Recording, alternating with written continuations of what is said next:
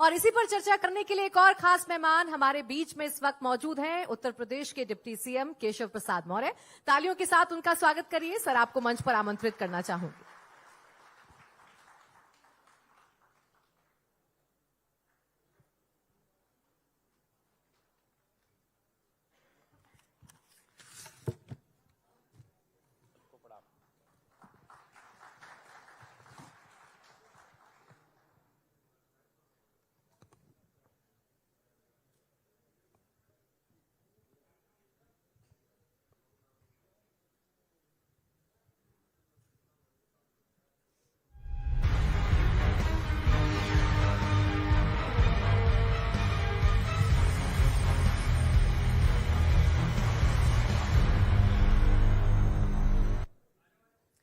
नमस्कार, बहुत स्वागत है आपका। इंडिया टीवी देख रहे हैं आप। आपके साथ मैं हूं प्राची पाराशर। इस वक्त हम मौजूद हैं लखनऊ में। जारी है इंडिया टीवी संवाद। 2024 को लेकर कितनी है बीजेपी की तैयारी, राम मंदिर कितना बड़ा है मुद्दा, इन तमाम सवालों पर हम कर रहे हैं चर्चा। और इन्हीं के जवाब देने के लिए खास मेहमान इस वक्त हमारे साथ मंच पर मौजूद हैं, उत्तर प्रदेश के डिप्टी सीएम केशव प्रसाद मौर्य जी। आपका बहुत बहुत स्वागत है सर इंडिया टीवी। धन्यवाद, बहुत बहुत प्राची जी।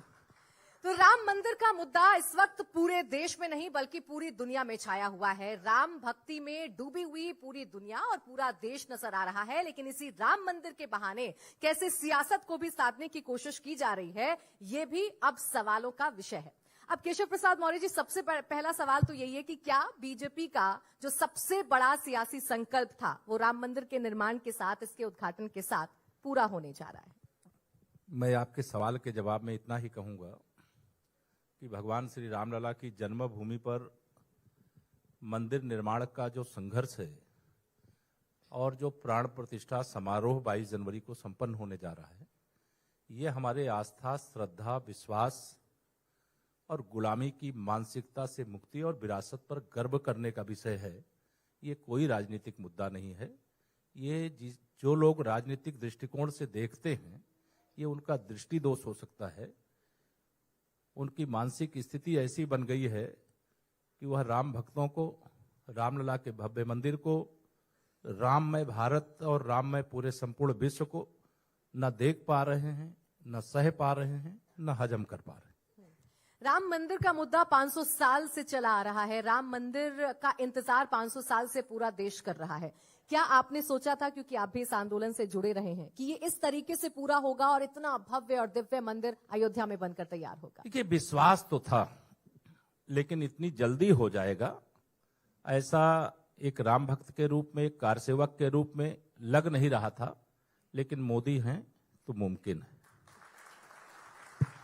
क्या राम मंदिर को लेकर क्रेडिट लेने की राजनीति चल रही है? विपक्ष का सीधा आप पर यह आरोप है कि आप राम पर अपना अधिकार जताना चाहते हैं, आप इसका सियासीकरण कर रहे हैं। राम आपके लिए आस्था का विषय नहीं, वोटों का विषय है। उनके पास भी अभी बहुत सारे अवसर हैं। अगर लगता है कि हमने भगवान श्री राम पर अधिकार कर लिया, जबकि ऐसा नहीं। राम सबके थे, सबके हैं, सबके रहेंगे। राम सब में हैं और राम सबके हैं। अगर उनको कुछ लगता है कि हमने कुछ क्रेडिट ले लिया है, तभी क्रेडिट लेने के लिए बहुत कुछ बचा हुआ है। मैं नाम लेना नहीं चाहता। ये सवाल इसीलिए क्योंकि कल ही मैं गृहमंत्री अमित शाह का बयान सुन रही थी, जो बीजेपी कार्यकर्ताओं को संबोधित करते हुए उन्होंने दिया, और उसमें साफ तौर पर कहा कि राम पर हमारा अधिकार है। बीजेपी की विचारधारा में राम है, तो ये क्रेडिट लेना नहीं या अधिकार जमाना नहीं तो क्या है? नहीं, अगर हम कह रहे हैं तो वो भी कह लें। उनको मना कर रहे हैं क्या? वो कहना नहीं चाहते।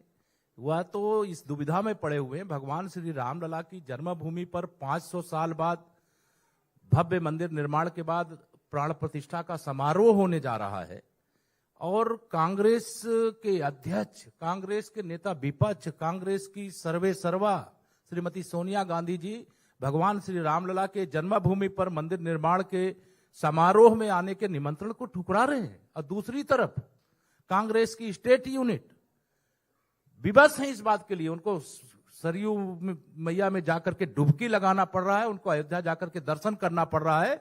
लेकिन मैं कहना चाहता हूं इंडिया टीवी के इस संवाद कार्यक्रम के माध्यम से, दुविधा में दोनों गए, माया मिली न राम। विपक्ष का कहना यह है कि प्रभु श्री राम के दर्शन करने के लिए या अपनी भक्ति जताने के लिए हमें बीजेपी की तारीख की आवश्यकता नहीं है। राहुल गांधी कह रहे हैं कि ये जो 22 तारीख का आयोजन है ये तो प्रधानमंत्री नरेंद्र मोदी के लिए है और ये तो आरएसएस का कार्यक्रम है, तो हम क्यों जाएं? मैं पहले ही इस बात को कहा हूं कि ये दृष्टि दोष है। जब पूरा भारत राममय है, पूरा विश्व राममय है, तो राहुल गांधी जी राममय क्यों नहीं है? अगर उन्हें रोजा अवतार की पार्टी का निमंत्रण मिलता तो जिस प्रकार से भगवान श्री रामलला के मंदिर निर्माण के प्राण प्रतिष्ठा समारोह के निमंत्रण को ठुकराए थे, वो ठुकराते क्या? उनको तुष्टीकरण की राजनीति प्यारी है। हमें राम भक्ति करने की धुन है, हम भी कारसेवक रहे, हम श्री राम जन्मभूमि आंदोलन का हिस्सा रहे और हमारे जैसे करोड़ों लोग आज 22 जनवरी का इंतजार किस प्रकार से कर रहे हैं, ये आपके माध्यम से हम देखते हैं। सभी जितने भी सोशल मीडिया हो, प्रिंट मीडिया हो, चारों तरफ राम नाम की धूम मची है। अब उनके कान में अगर राम नाम की आवाज जाती है और उसके बाद भी उनको समझ में नहीं आता है, तो भगवान जी जब सीता माता से विवाह के लिए जनकपुर गए थे, उस समय एक चौपाई है।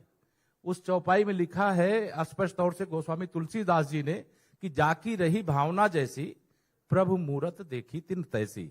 अगर कांग्रेस को, समाजवादी पार्टी को या जो श्री राम जन्मभूमि मंदिर निर्माण के प्राण प्रतिष्ठा समारोह का निमंत्रण ठुकरा रहे हैं, उनको यही सूझ रहा है, तो फिर जाको प्रभु दारुण दुख दीना, ताकि मति पहले हर लीना। समाजवादी पार्टी का आपने जिक्र किया। देखिए, अखिलेश यादव हो चाहे उनकी पत्नी सांसद डिंपल यादव हो, वो तो निमंत्रण आपसे मांगते रहे। अब वो तो कंफ्यूज ही हो गए, निमंत्रण मिला है कि नहीं मिला है। आपने स्पीड पोस्ट के जरिए वीएचपी ने उन्हें निमंत्रण भेज दिया, अब वो नहीं आ रहे।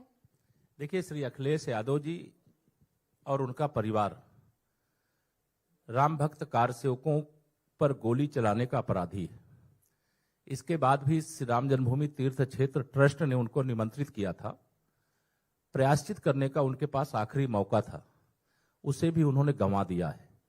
और निश्चित तौर से यह जो रास्ता इन्होंने चुना है, मैं माननीय प्रधानमंत्री मोदी जी की गारंटी के क्रम में कह सकता हूं, कांग्रेस मुक्त भारत की गारंटी है, समाजवादी पार्टी के समाप्तवादी पार्टी होने की गारंटी है और 2024 में 80 की 80 उत्तर प्रदेश की लोकसभा सीटों को जीतने की गारंटी है। ये 80 की 80 सीटें जीतने का टारगेट कैसे पूरा होगा, इस सवाल का जवाब मैं आपसे लूंगी केशव जी आगे। लेकिन अखिलेश यादव 22 तारीख को नहीं, लेकिन उसके बाद आने के लिए कह रहे हैं अपने पूरे परिवार के साथ। आने देंगे ना उन्हें? नहीं, हम तो सबका स्वागत कर रहे हैं। मैंने पहले भी कहा, राम सबके थे, सबके हैं, सबके रहेंगे। जो प्राण प्रतिष्ठा समारोह का निमंत्रण पाने के बाद नहीं आ रहा है, राम भक्त उनको देख रहे हैं। और जो बाद में आवे, चाहे 22 से पहले आवे, कोई भी आ सकता है। अयोध्या कोई भारतीय जनता पार्टी की नहीं है, सरकार की नहीं। जो भी आएगा उनका हम स्वागत करेंगे, उनका अभिनंदन करेंगे। लेकिन यह अवसर तो उन्होंने गंवा दिया, ये उनके से बहुत बड़ी चूक हो गई।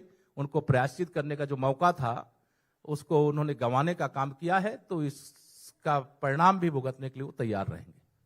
अच्छा, अखिलेश यादव को निमंत्रण गया, कांग्रेस को निमंत्रण गया। एक ऐसे नेता है महाराष्ट्र के जो इंतजार करते रह गए, अपने योगदान को गिनाते रह गए, वो हैं उद्धव ठाकरे। उनसे क्या परहेज हो गया, उन्हें निमंत्रण क्यों नहीं गया? निमंत्रण भारतीय जनता पार्टी अथवा सरकार नहीं दे रही है। निमंत्रण श्री राम जन्मभूमि तीर्थ क्षेत्र ट्रस्ट और पूज्य साधु संत दे रहे हैं। जिनको निमंत्रण गया है उसकी सूची भी मेरे पास नहीं है, लेकिन जिनको निमंत्रण गया और उन्होंने निमंत्रण को ठुकराया, वह आप सबके माध्यम से सुनता हूं, जानता हूं, तो उस पर मैं टिप्पणी कर रहा हूं। हो सकता है उनको निमंत्रण गया हो सकता है जाने वाला हो सकता है ना गया हो। इस सवाल का जवाब तो मुझे लगता है ट्रस्ट के लोग देंगे या तो पूज्य साधु संत देंगे। लेकिन उद्धव ठाकरे तो हर सभा में, उनके नेता हर सभा में अपना योगदान गिना रहे हैं। अपने योगदान को गिनाते हुए कह रहे हैं कि बीजेपी कौन होती है ये तय करने वाली, या वीएचपी कौन होती है तय करने वाली। हमने बाबरी मस्जिद को ढाने में भूमिका निभाई, हमने राम मंदिर आंदोलन को आगे बढ़ाने में भूमिका निभाई और हमें ही साइडलाइन कर दिया गया। ये मैंने कहा ना कि ये भाजपा और सरकार का काम नहीं है। जिनका ये काम है उन्हें हो सकता है निमंत्रण मिल गया हो। जैसे श्री अखिलेश यादव जी पहले कह दिया हमें निमंत्रण नहीं मिला है। जब हमारे विश्व हिंदू परिषद के अध्यक्ष जी ने उनको दिखा दिया कोरियर की पर्ची, तो कहा यहाँ निमंत्रण मिल गया है। तो इस प्रकार का झूठ बोलने वाले भी लोग हैं। लेकिन अयोध्या सबकी है, अयोध्या नाथ सबके हैं। अयोध्या जो आवे उसका स्वागत है, जो नहीं आएगा मैंने कहा है जाको प्रभु दारुण दुख दीना। 22 तारीख जैसे जैसे नजदीक आ रही है, राम मंदिर को लेकर नए नए नैरेटिव सेट करने की कोशिश की जा रही है। एक नया बयान जो महाराष्ट्र से उद्धव ठाकरे की पार्टी से ही सामने आया, संजय राउत का, एक भ्रम फैलाने की कोशिश की गई कि दरअसल जहां पर भगवान श्री राम का जन्म हुआ वहीं पर राम मंदिर नहीं बनाया जा रहा है, उसे 2-3 किलोमीटर आगे पीछे बनाया जा रहा है। देखिए, इसका शास्त्रीय ज्ञान जिन धर्माचार्यों को है, जिन ज्योतिषाचार्यों को है, जिन आचार्यों का है, उन लोगों ने सब देख करके किया है। और पूरे देश और दुनिया के राम भक्तों का विश्वास है कि जहां पर रामलला का भव्य मंदिर बन रहा है वही रामलला का जन्म स्थान है। वहीं पर विदेशी आक्रमणकारी बाबर के सेनापति मीर बाकी खां के द्वारा कलंकित ढांचा खड़ा किया गया था, जिसे 6 दिसंबर 92 को देश भर से आए हुए कार सेवकों ने सदा सदा के लिए मिटा दिया। अब बात 2024 की करूंगी, राम मंदिर से जोड़कर ही करूंगी। 80 में से 80 सीटें जीतने की बात इस बार भारतीय जनता पार्टी कर रही है। अब विपक्ष ये कह रहा है कि आप राम मंदिर के बहाने वोट की राजनीति कर रहे हैं। आप वीएचपी के कार्यकर्ताओं के जरिए, आरएसएस के कार्यकर्ताओं के जरिए घर घर जाकर जो अक्षत दिए जा रहे हैं, उसके बहाने आप बीजेपी के पक्ष में माहौल बना रहे हैं। यह सारा कार्यक्रम जो भी चल रहा है, जिन भी संगठनों का चल रहा है, ना वो कांग्रेस से पूछ करके करेंगे, ना विपक्षी दलों से पूछ करके करेंगे। लेकिन अगर देश में माननीय नरेंद्र मोदी जी प्रधानमंत्री हैं तो देश के विकास की, देश में गरीब कल्याण की, देश की एकता और अखंडता की, देश की सीमाओं के सुरक्षा की, देश के आत्मनिर्भर बनने के गारंटी की भी गारंटी है। और 25 करोड़ लोग अगर देश में गरीबी रेखा से मुक्त हो रहे हैं 9 साल के अंदर, तो यह जिन लोगों के जीवन में गरीबी का संकट था, अगर वो गरीबी से बाहर आए हैं, तो अगर भारतीय जनता पार्टी के डबल इंजन सरकार से अगर वो खुश हैं और फिर तीसरी बार प्रचंड बहुमत से मोदी सरकार लाने का काम करने जा रहे हैं, अगर इसको इस दृष्टिकोण से देखते हैं तो मैंने पहले ही कहा कि ये उनका दृष्टि दोष है। वह समाज के बीच में जाएं। जब सरकार में थे उन्होंने क्या किया है? जब सरकार में थे तो उन्होंने गरीबों का शोषण किया है? कभी गरीबों का घर बनाया उन्होंने? भारतीय जनता पार्टी की डबल इंजन की सरकार आज गर्व से कह सकती है कि हम लगभग 4.5 करोड़ गरीबों को पक्के घर बना करके दिया है। रामलला का भव्य मंदिर भी बन रहा है। ये माननीय नरेंद्र मोदी जी के देश में प्रधानमंत्री नहीं, प्रधानमंत्री तो कांग्रेस के भी लंबे काल तक थे। भगवान सोमनाथ का मंदिर 1947 में बन गया था। उस समय रामलला का मंदिर बन सकता था, बाबा विश्वनाथ का धाम बन सकता था, भगवान श्री कृष्ण की जन्मभूमि का उद्धार हो सकता था। लेकिन उस समय का उनका आचरण पूरा देश जानता है। वह तो देश के प्रथम राष्ट्रपति डॉक्टर राजेंद्र प्रसाद जी तक को प्राण प्रतिष्ठा समारोह में भगवान सोमनाथ के मंदिर में नहीं जाने के लिए अगर किसी ने मना किया था, देश के पहले प्रधानमंत्री पंडित जवाहरलाल नेहरू जी ने मना किया था। अगर हम अच्छा काम कर रहे हैं, हम 80 करोड़ देश के गरीबों को दोनों समय के भोजन के लिए प्रधानमंत्री गरीब कल्याण अन्न योजना का राशन दे रहे हैं, 10 करोड़वां प्रधानमंत्री उज्ज्वला योजना का गैस कनेक्शन निषाद राज की वंशज एक बहन को जाके स्वयं प्रधानमंत्री जी जाते हैं 10 करोड़वें परिवार में, उसकी बनाई हुई चाय पीते हैं। इनको कैसे बर्दाश्त होगा? देश का प्रधानमंत्री स्वयं झाड़ू लगाता है, स्वयं कूड़ा उठाता है, स्वयं मंदिरों में जाकर के पोछा लगाता है, प्रयागराज के कुंभ में सफाई करने वाले कर्मचारियों को कुर्सी पर बैठा करके उनके चरण धोता है। इनको कैसे बर्दाश्त होगा? आशीर्वाद उनका हमें नहीं मिलेगा, हमारी पार्टी को नहीं मिलेगा, तो जिन लोगों ने उनका शोषण किया है, जिन लोगों ने सदा सत्ता में रहते हुए उन पर अत्याचार किया है, उनको उनका आशीर्वाद मिलेगा। इस बार इसलिए हम कहते हैं कि 80 की 80 जीतेंगे, देश में 400 से अधिक जीतेंगे, क्योंकि हमने माननीय प्रधानमंत्री जी की गारंटी पर दिखा दिया है कि अगर कोई सरकार काम करना चाहे, कोई सरकार देश को आगे बढ़ाना चाहे, तो दुनिया में भारत का नाम बढ़ाना चाहे तो कैसे बढ़ा सकती है। तो ये माननीय नरेंद्र मोदी जी के नेतृत्व में हमारी सरकार है, इसलिए सभी क्षेत्रों में प्रगति की गारंटी है। इसलिए 2024 हम 2014 से 2019 से बड़े अंतर से जीतेंगे। अब की बार तो मैं आपको बता दूं, विपक्ष के प्रत्याशियों को यूपी का जो मुझे आकलन है, क्योंकि मैं यूपी की राजनीति करता हूं, विपक्ष अलग अलग लड़े चाहे साथ मिलकर के लड़े, अब की जमानत बचाना मुश्किल हो जाएगा। आप सबका साथ सबका विकास की बात करते हैं, अखिलेश यादव पीडीए की बात करते हैं, और सबसे ज्यादा हमलावर आप पर इसी बात को लेकर हैं कि आप पिछड़ी जातियों के साथ भेदभाव करते हैं, आप ओबीसी के साथ भेदभाव करते हैं, और इसीलिए उनका पीडीए इस बार आपको हरा देगा। देखिए, श्री अखिलेश यादव जी का जो पीडीए है उस पीडीए के बारे में मैंने बहुत पहले कहा था। उनका पीडीए परिवार डेवलपमेंट अथॉरिटी है। पी फॉर परिवार, D for development, A for authority. वो पीडीए पिछड़ा नहीं है, वो दलित नहीं है, वो अल्पसंख्यक नहीं है। उनका पीडीए केवल परिवार है और परिवारवाद की राजनीति को खत्म करने की गारंटी माननीय नरेंद्र मोदी जी, भ्रष्टाचार को खत्म करने की गारंटी माननीय नरेंद्र मोदी जी हैं, गुंडा राज को खत्म करने की गारंटी माननीय नरेंद्र मोदी जी हैं।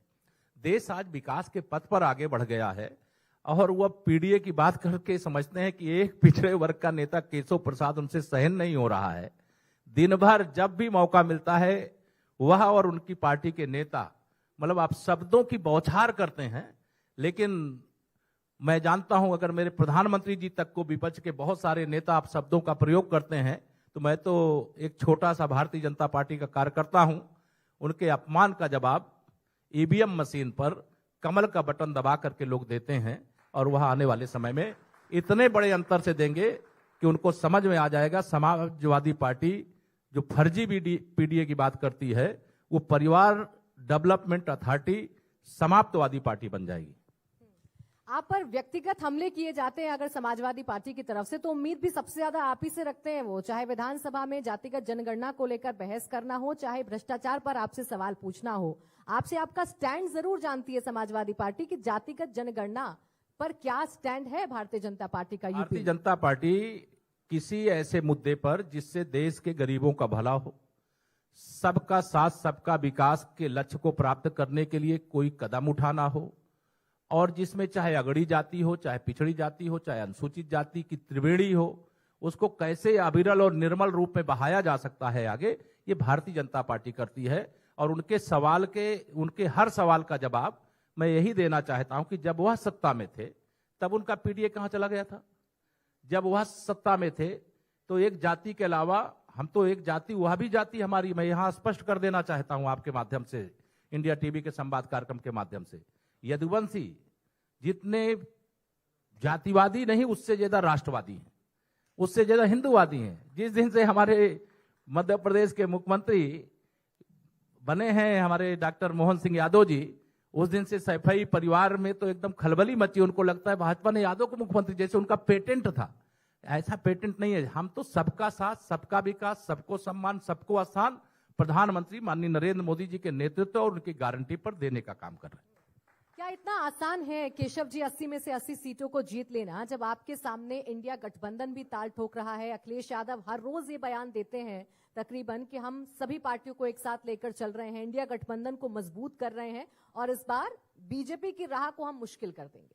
मैं उनका बयान 2012 में विधानसभा में चुन करके आया था, 2014 के लोकसभा चुनाव से सुन रहा हूं।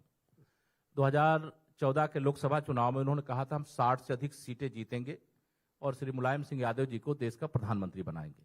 हम 2014 में 73 लोकसभा सीटें उत्तर प्रदेश की जीते थे। 2017 के विधानसभा चुनाव में उन्होंने नारा दिया था कि 300 से अधिक सीटें जीत करके फिर से वह सत्ता में वापसी करेंगे और वह 47 पर सिमट करके रह गए थे और 325 सीटों के साथ भारतीय जनता पार्टी ने समाजवादी पार्टी से सत्ता छीन ली थी।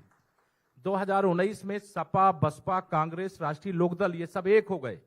इनके एक होने के बाद भी उत्तर प्रदेश में 51% वोट के साथ हम लोगों ने 64 लोकसभा सीटें जीती थी और 2 सीटें उनसे हम छीन चुके हैं। जो श्री अखिलेश यादव जी ने आजमगढ़ की सीट खाली की थी और उनके चचा मोहम्मद आजम खां, जिनके कारण से कुंभ मेले में 2013 में दुर्घटना हुई थी, वह रामपुर की लोकसभा सीट भी घनश्याम लोधी जी वहां से और आजमगढ़ से हमारे दिनेश यादव निरहुआ जी जीत करके इस समय हम 66 लोकसभा सीटों पर हैं। हमारी तैयारी मजबूत है, हम 80 की 80 जीतेंगे। सपा, बसपा, कांग्रेस, राष्ट्रीय लोकदल मिल करके लड़े तो भी जीतेंगे, अलग अलग लड़ेंगे तो भी जीतेंगे। एक लक्ष्य है इनकी जमानत जब्त कराना। आजमगढ़ का जब जिक्र होता है तो समाजवादी पार्टी के नेता, समाजवादी पार्टी के प्रवक्ता ये कहते हैं कि वहां ये भारतीय जनता पार्टी की जीत नहीं, दरअसल हमारे वोटों का बंटवारा हो गया था, बीएसपी ने एक बड़ा खेल किया था। अब बहन जी कह चुकी हैं इंडिया गठबंधन के साथ चुनाव नहीं लड़ेंगी, तो क्या ये आसानी है आपके लिए? जब चुनाव में पराजित हो जाए तो अंगूर खट्टे हैं। जब चुनाव परिणाम उनके विरोध में चला जाए तो ईवीएम खराब है, उनके पक्ष में आ जाए तो ईवीएम अच्छी है। भारतीय जनता पार्टी 2022 का विधानसभा चुनाव जीतने के बाद 2024 के लोकसभा चुनाव की तैयारी में अपने साथियों के साथ लग गई है।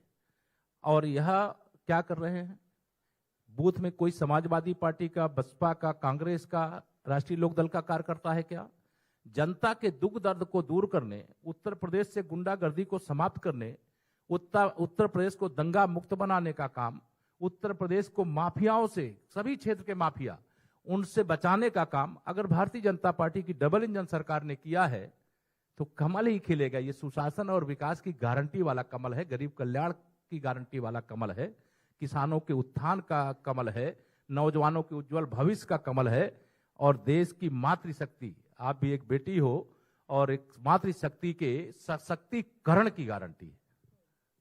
ये सवाल मैं इसलिए कर रही हूं मायावती को लेकर, अखिलेश यादव बुआ को लेकर जो बयान दे रहे हैं, वो कह रहे हैं कि बेशक हमें धोखेबाज कहती रहे मायावती, लेकिन हमें पता है कि वो किसी ना किसी के दबाव में हैं और इसीलिए हमारे साथ वो नहीं आ रही हैं, इसीलिए हमें धोखेबाज कह रही हैं।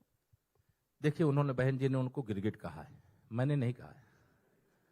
क्यों कहा है मैं नहीं जानता हूं, लेकिन अगर स्टेट गेस्ट हाउस कांड श्री अखिलेश यादव जी को याद है, अगर नहीं याद है तो उसे याद कर लें, तो जिनकी जान तक लेने पर समाजवादी पार्टी के गुंडे उतारू हो गए थे, तो उसका जवाब तो कोई बसपा का कोई आएगा तो उससे आप पूछिएगा। लेकिन मैं यह मानता हूं कि यह एक होकर के 2019 का लोकसभा चुनाव लड़ चुके थे, और 2019 से 2024 के बीच में गंगा जी और यमुना जी में, सरयू जी में बहुत पानी बह चुका है। जहां हम कमजोर थे वहां मजबूत हो गए हैं। इसलिए अब 80 की 80 लोकसभा सीटें जीतने की माननीय नरेंद्र मोदी जी के नाम पर गारंटी देने का काम हम लोग कर सकते हैं। भाजपा के संगठन के आधार पर गारंटी दे सकते हैं, और डबल इंजन सरकार की उपलब्धियों के आधार पर गारंटी दे सकते हैं। अच्छा, लेकिन इन 80 सीटों पर राहुल गांधी की न्याय यात्रा भी तो निकलने जा रही है, वो भी अच्छा खासा समय इस बार यूपी में बिताएंगे और खासकर अपनी सीटों को तो मजबूत करेंगे ही करेंगे। मुझे पूरा विश्वास है कि इस बार कांग्रेस का उत्तर प्रदेश में खाता नहीं खुलेगा। रायबरेली भी इस बार हम कांग्रेस से छीन लेंगे, अमेठी 2019 में छीन चुके हैं। अगर श्री राहुल गांधी जी का पूरे उत्तर प्रदेश में ठीक से दौरा हो जाएगा तो हमें पूरा विश्वास है कि हमारा अंतर और अच्छा बढ़ जाएगा। ये जो 16 सीटें आप 2019 में हारे थे, जिसमें से 2 सीटें आपने उपचुनावों में जीत ली, ये 16 सीटें आपके लिए कितनी मुश्किल है अगर मैं आज के परिप्रेक्ष्य में समझूं? कोई मुश्किल नहीं है, मैं तो पूरे आत्मविश्वास से भरा हुआ हूं। लोग इंतजार कर रहे हैं कि कब चुनाव की घोषणा हो, कब मतदान करने का मौका मिले, कब वो कमल के फूल की बटन दबावें, कब देश को दुनिया में नंबर 1 बनावें, देश दुनिया की तीसरी अर्थव्यवस्था बनावें। लोग इस इंतजार में हैं, क्योंकि मोदी की गारंटी की भी गारंटी है। इस बात का लोगों को भरोसा है, और ये भरोसा बातों से नहीं जीता जा सकता है। यह भरोसा एक बार जीता जा सकता है, दूसरी बार नहीं जीता जा सकता। और आज हम ये तीसरी बार भी अगर जीतने का विश्वास दिला रहे हैं, तो भारतीय जनता पार्टी ने जिस प्रकार से सरकार में आने के बाद जनता से दूरी नहीं बनाई है, जनता के दुख दर्द का हिस्सा बनने का काम किया है, इसलिए भारतीय जनता पार्टी की जीत की गारंटी देश की जनता की, प्रदेश की जनता के आशीर्वाद से तीसरी बार प्रचंड बहुमत की मोदी सरकार। आप कहते हैं भरोसा है आपके कामों पर जनता को, विपक्ष कहता है कि ये भरोसा है बीजेपी को अपने ध्रुवीकरण की राजनीति पर, हिंदू मुसलमान की राजनीति पर। देखिए, विपक्ष में मुद्दा विहीन है, विपक्ष नेता विहीन है, विपक्ष की नियति अच्छी नहीं है, उसके पास नीति कोई नहीं है। भारतीय जनता पार्टी के एक नेता है, लेकिन इंडी गठबंधन के पास दर्जनों प्रधानमंत्री पद के दावेदार हैं। रोज मुंगेरी लाल का रात में हसीन सपना देखते हैं, सुबह उठते हैं तो सोचते फिर मोदी सरकार आ रही है। इसे अपना लोकतंत्र बताते हैं। क्या बताते हैं? लोकतंत्र है उनकी पार्टी में, उनके गठबंधन में। ये लोकतंत्र नहीं है, ये परिवार तंत्र है, ये भ्रष्टाचार का तंत्र है। जिस उनको मालूम है कि मोदी जी ने कहा है कि ना खाऊंगा ना खाने दूंगा, और जिसने भी मेरे देश को लूट करके खाया है, हथौड़ियां फाड़ करके भी अगर निकाल करके बाहर लाना पड़ेगा, ला करके फिर गरीब कल्याण के लिए लगा दूंगा। यह भय उनको एकजुट कर रहा है। उनको मालूम है कि जो भ्रष्टाचारी हैं, मोदी जी उनको छोड़ेंगे नहीं।